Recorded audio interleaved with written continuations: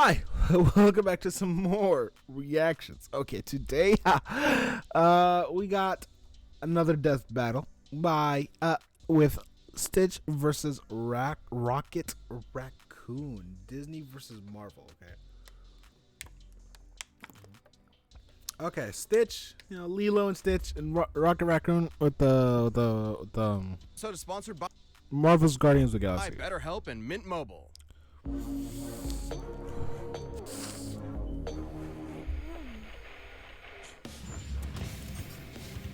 Stitch, Disney's Extraordinary Experiment 626. Rocket, Marvel's murderous mercenary mustelid. Those are like weasels and ferrets and raccoons. You know, because he's a... Just because you're cute and fluffy doesn't mean you aren't the deadliest thing in the universe. I kind of want to see the stats on Stitch. What Stitch can do, bro. He's Wiz and I'm Boomstick. And it's our job to analyze their weapons, armor, and skills to find out who would win a death battle. In the distant reaches of outer space, the mad scientist Jumba Jukiba was accused of illegal genetic experimentation. He took the galaxy's most fearsome, most dangerous, most absolutely purely black-hearted evil creatures and smushed them all together. A great man with a vision, persecuted by spineless know-nothing bureaucrats. The result? Experiment 626, though you can just call him Stitch. He did not! I think I'm gonna be sick. Oh, so naughty. After What'd he say? being slated for termination, Stitch escaped to a distant planet, Earth. Oh wait, Earth. Crash landing in the Hawaiian island of Kauai of all places.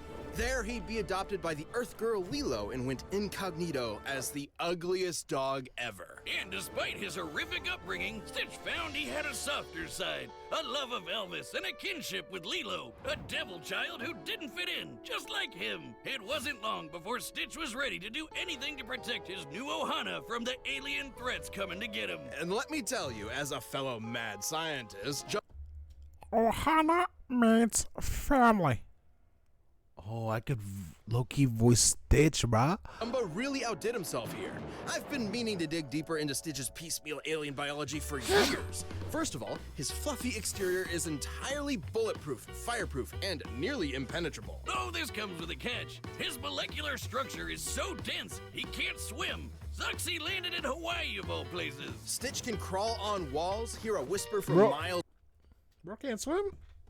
Oh, I know that, but that's why he can't swim? away, and scream so loud he'll blow you to kingdom come. He's strong enough to lift 3,000 times his own body weight and can spin dash so fast he'll burst into flames. His eyesight is also incredible. He's got night, x-ray, and infrared vision, and can even zoom in hundreds of times over. Even better, he can hawk loogies like a friggin' machine gun. Ew. His spin is conductive enough to short-circuit electronics, stick objects together like glue, and even dissolve solid rock. Oh, and he's somehow a genius too. The They're pulling stuff from the game? dude knows molecular physics.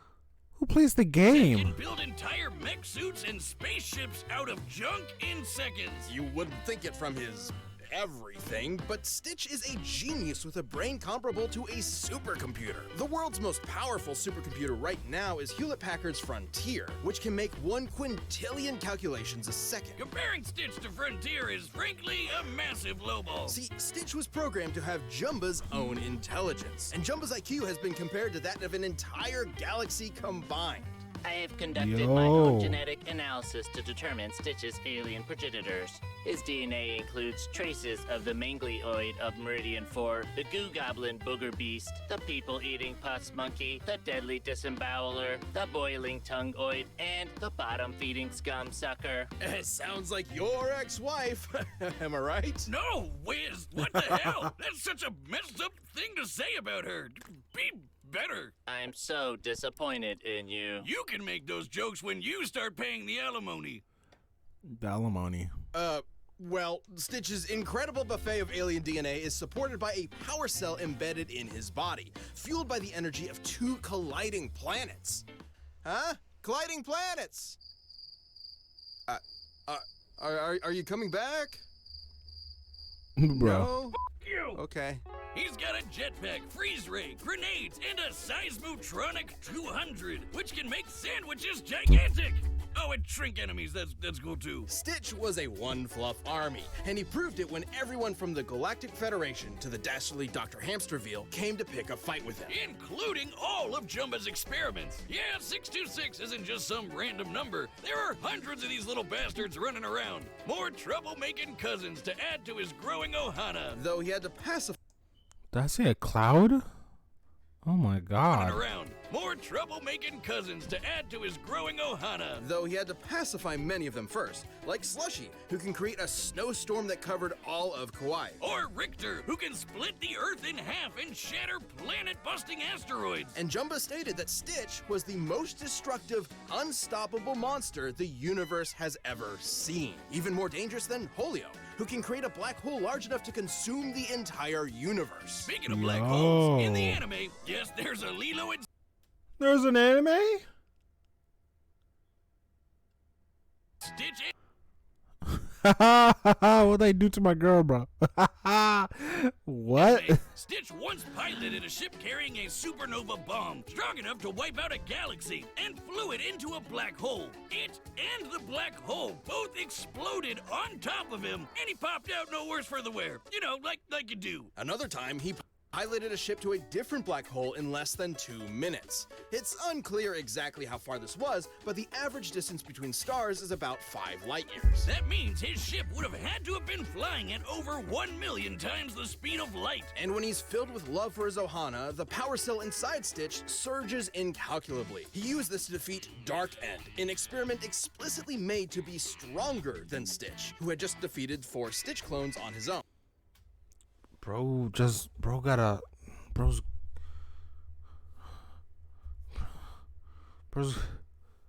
what? And Stitch completely annihilated him. He knocked Dark End into outer space so Bro's hard Goku he now? dislodged a city-sized space station. You know, like you do. He's even managed to worm his way into completely different Disney properties. Oh God, we don't have another Deadpool Oh, on our hands, God. do we?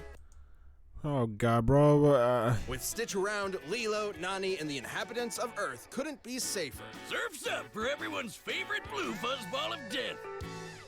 Okay, let's hear about Rocket. This episode is sponsored.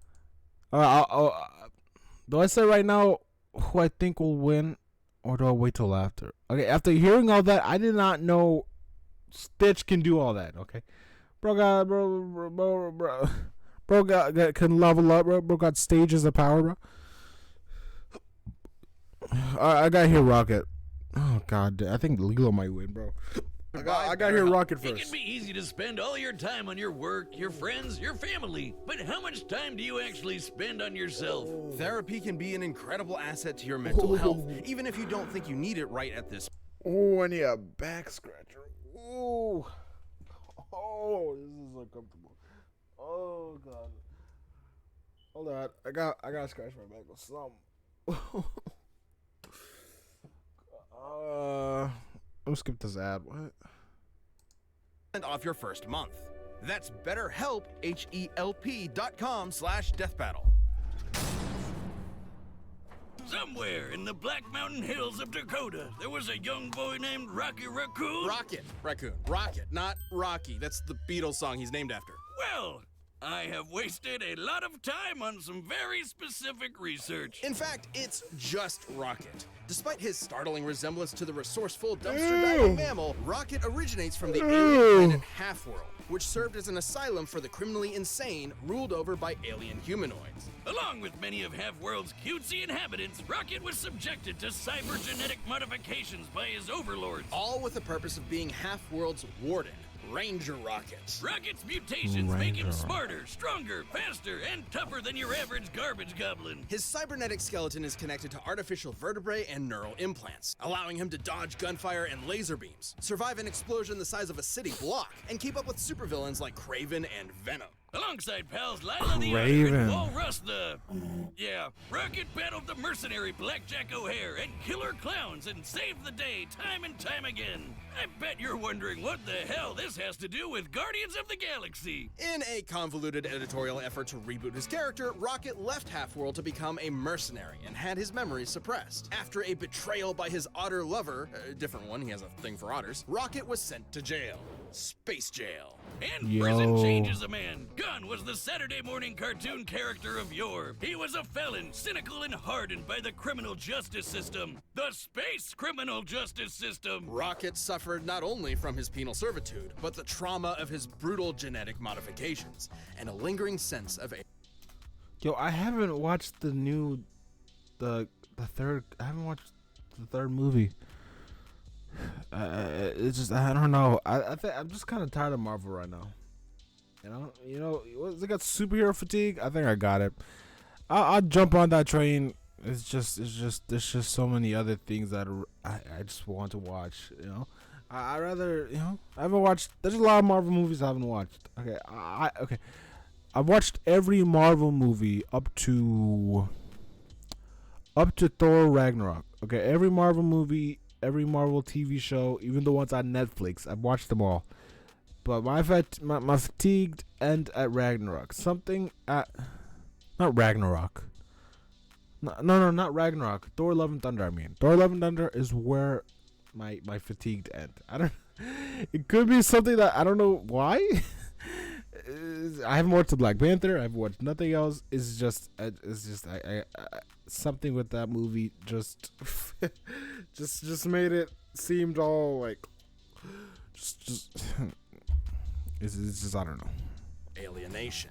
It was in this personal hell where he'd meet a bunch of a-holes who would soon be his new teammates. Star-Lord, Gamora, Drax, and of course, his best pal Groot. Chill, no spoilers. The Guardians of the Galaxy, defending the free peoples of the cosmos from all manner of alien menace. For a price, of course. Though unlike some of the powerhouses on his team, Rocket's raccoon body is... I told you he's not a raccoon. He was created on Half-World and is the last of an entire race of raccoon-like aliens. He just happens to look like an Earth raccoon. Don't lecture me on raccoons, Wiz. I'm an expert. Been fighting the bastards for years. Did you know their tiny little bandit masks are for reducing glare to enhance night vision? They can hear noises as quiet as earthworms digging underground. And about 2/3 of the sensory perception part of their cerebral cortex is devoted to their tactile impulses. That's why they do shit with their tiny little hands. All perfectly suited to a nimble, stealthy glass cannon like Rocket. Yeah, 'cause he's a raccoon. As I was saying, Rocket became the team's resident grease monkey,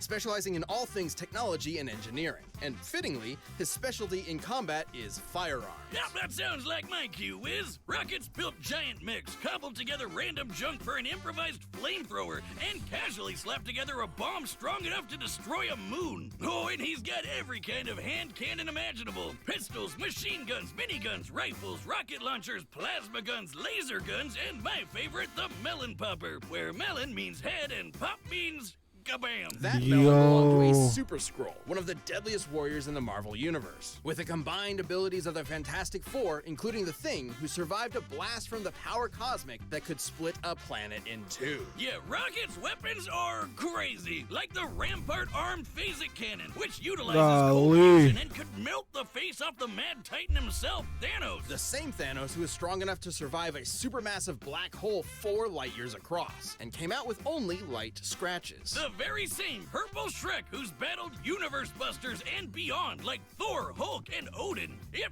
Thanos can walk through attacks from a dude who can shake the multiverse and Rocket's guns can hurt him, I'm gonna need one of those puppies under my pillow ASAP. And similar weaponry to what rockets use can operate down to the picosecond, which is 1 trillionth of a second.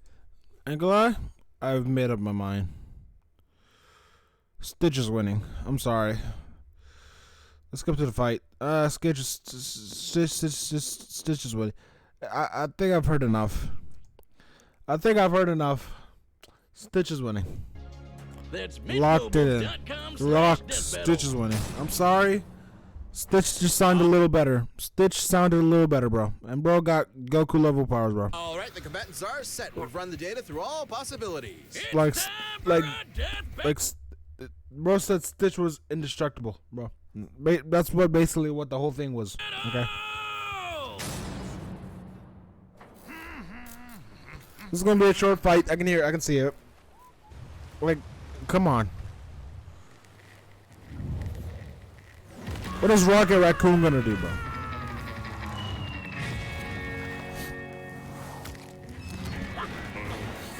You smack smashed my ship, Flark Face!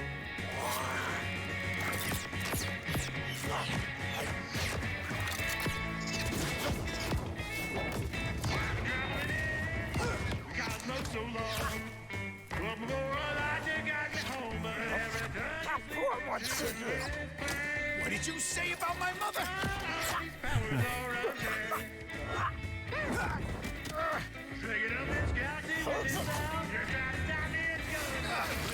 You disgust me.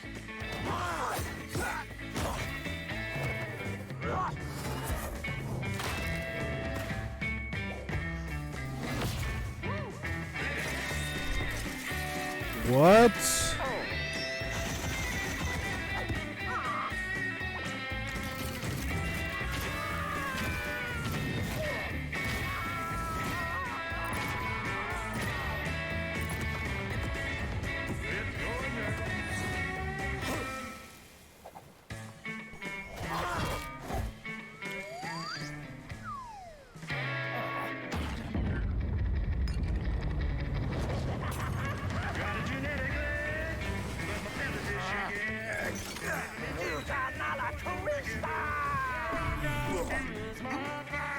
That's it! Gonna need a bigger gun!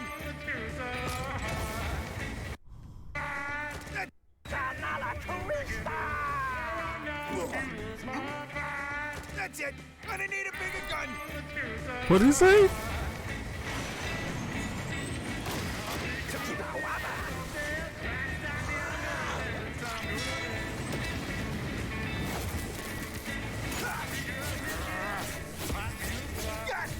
Come to Papa. I guess you could call this my Thanos Buster.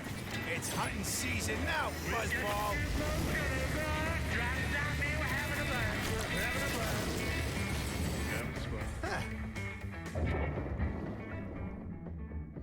Yo, get up. Ohana means family, man. You gotta be kidding me.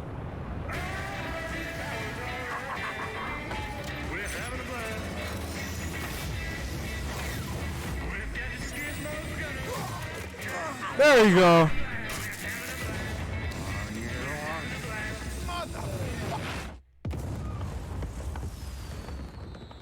There you go.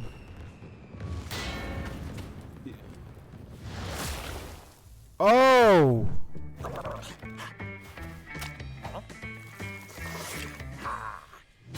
Double KO! You know, brutally murdering Ice Cream Guy wasn't necessary, Wiz, but I felt it was an artful touch. Though similar in many ways, Stitch and Rocket's fighting styles were polar opposites. Like bro said, Stitch is invincible, all right, and Stitch was like the most destructive force in the universe, bro. Come on, man. Was more than strong enough to tear Rocket apart physically, while Rocket's guns were powerful enough to kill people even stronger than Stitch. So the question was simple. If both of them only needed one hit to win, who would get the killing blow first? It all came down to speed. Rocket has dodged lasers and his guns could operate down. Oh, and they said Stitch was like a super genius, bro. It was like, what is that? Stitch had the IQ of a whole galaxy. What? Like, it was over. Like, come on, man. Down to the picosecond, 1/1,000,000th of a second. But It was over. Stitch's Stitch was smarter. Stitch was, supercomputer brain could operate down to the quintillionth of a second, 1,000,000 times faster, at minimum. And his ability to pilot that ship at over 1,000,000 times the speed of light meant that he more than had the reaction speed to dodge anything Rocket threw at him. Rocket's tactical brilliance meant he could keep Stitch at bay with tricks for a while, but he couldn't reliably seal the deal. Despite being a little blue goblin, Stitch usually stays level-headed in a fight, whereas Stitch was smarter. Stitch was stronger. Stitch was faster. Like, what is this? Bro, he stood no chance. Rocket can be way more impulsive. And frankly, Stitch is probably even smarter considering he has the combined IQ of an entire galaxy. One slip up An from entire Rocket galaxy. is all Stitch would need to end the fight. Rocket's arsenal was absolutely bonkers to be sure, but Stitch's superior speed, physical strength, and unbelievable intelligence gave him the win. Looks like this Rocket's blasting off again! The winner is... What's going on? What's going on? turkey here too. Where's he gonna leave the turkey behind? The winner is Stitch. It was only a matter of time. It was like, yeah. The fight should have been over sooner, but it's whatever. Okay. What the comments say? I'm reading the comment sections. The sheer audacity of Stitch to insult Rocket to the point where it physically sickens him is 100% in character. Great job. It's just.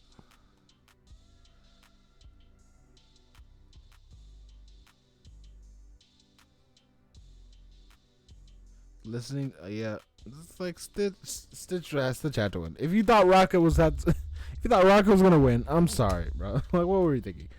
All right, thank you guys for watching. If you want to hit the like and subscribe, I got a game each out. Link is in the description below. Okay, we're playing Marvel Spider-Man 2, so you don't want to miss out. Okay, I'm telling you, we got the deluxe version, so you know we're going serious. Okay. Thank you for your support. Namaste. Okay, I know I've been gone for like a day or two, but I'm back now, and we're gonna let me know what you want me to react to next. Okay, thank you. All right, I'm about to go. Bye. Take.